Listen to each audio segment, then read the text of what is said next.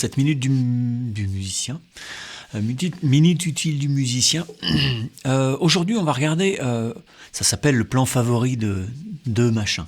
Donc on a fait David Gilmour, on a fait Larry Carlton, on a fait Robin Ford peut-être, puis on va en faire plein d'autres. Aujourd'hui, Santana, alors quand je dis plan favori, je sais pas, je vais pas demander, hein, c'est pas mon copain. Mais c'est un plan qu'on retrouve tout le temps, en fait, que le mec fait tout le temps, d'accord ? Donc Santana, ce que j'aime chez Santana, c'est son premier album, celui qui est en noir et blanc, La tête de lion, est marqué Santana comme ça. Moi, je l'avais en cassette quand j'étais petit. Après, j'en ai eu d'autres, mais je les aime moins. C'est celui-là que j'aime. 1969, j'aime bien aussi quand ça joue à Woodstock. J'aime bien ce groupe, je trouve qu'il sonne d'enfer rythmiquement, ça avance d'enfer, cette espèce de mix un peu blues, trance, salsa, une espèce de truc comme ça, qui est vraiment jouissif, quoi.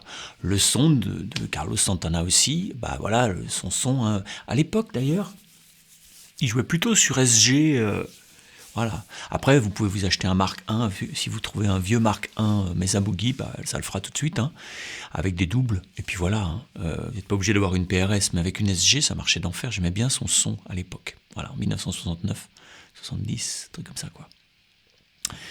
Le jeu de Santana est assez simple en termes d'outils. Okay, il va utiliser surtout des pentatoniques, enrichis, la penta mineure souvent, enrichis avec une seconde.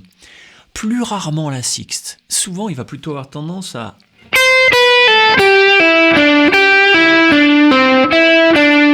Mais pas toujours. Souvent, il va plutôt utiliser... S'il joue dorien, okay, parce qu'il aime bien la couleur dorienne, il va plutôt jouer avec la seconde,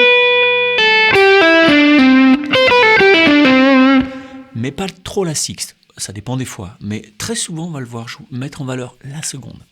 Sur le plan que je vais vous donner, c'est un plan ultra simple qu'il faisait dès ses débuts. Je suppose que c'est un plan qu'il faisait déjà quand il avait 12 ans, mais on le voit à Woodstock, on le voit dans son premier album. C'est un plan ultra simple dans les doigts, mais pas simple rythmiquement, d'accord ? Si je le fais à la con, ça fait...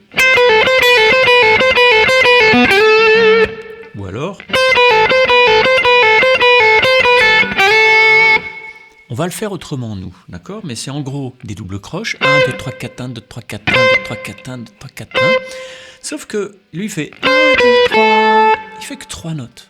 Donc, comme il va enchaîner les groupes, ça va nous fabriquer une technique qu'on appelle les groupes.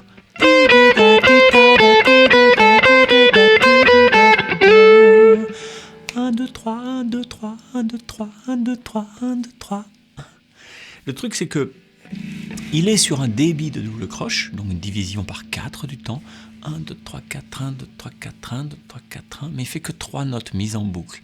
Donc si tu comptes jusqu'à 3 pour nommer les notes, ça fait 1, 2, 3, 1, 2, 3, 1, 2, 3, 1, 2, 3, 1, 2, 3, pouf. Ok ? Et ça retombe sur le 5e temps, c'est-à-dire si tu commences...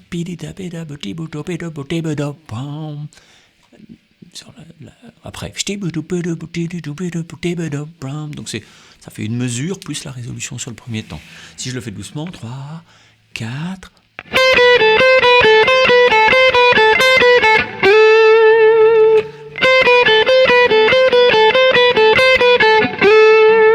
Ok, mais ça va être mieux de le mettre avec du legato dedans, des effets de legato. Donc, là, tu vas claquer la dernière.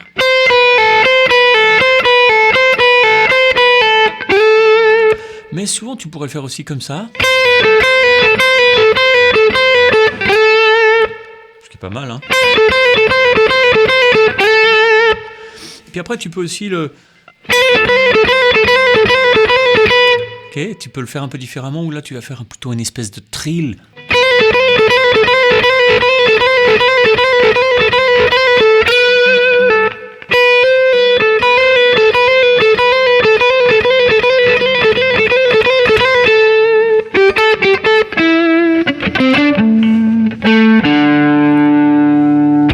Il fait froid là, je sais pas pourquoi il fait froid d'ailleurs, faut que je regarde le chauffage.